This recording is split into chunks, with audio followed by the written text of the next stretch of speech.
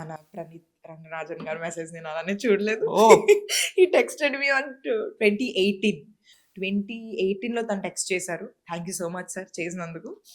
But చూడకపోవడం వల్ల maybe నేను love story miss అయిపోయానేమో. అది కూడా నేను ఎప్పుడు అదే అనుకుంటాను. మేబీ ఆ టైంలో నేను చూసుంటే బాగుండు, ఆ మూవీ మేబీ నాకు వచ్చున్నేమో అని అనిపిస్తుంది. సో రంగనాథన్ గారు మెసేజ్ చేశారని నాకు ఎప్పుడు తెలిసింది, లవ్ ఆ మూవీ చూసి వచ్చిన తర్వాత. అసలు ఈ మనిషి ఎవరని ఎతుకుతాం కదా, అసలు Okay. ఎవరు ఏంటి చూసినప్పుడు మెసేజ్లో చూస్తే అతని మెసేజ్ ఉంది, హాయ్ కీర్తి అని. ఎప్పుడు 2018లో.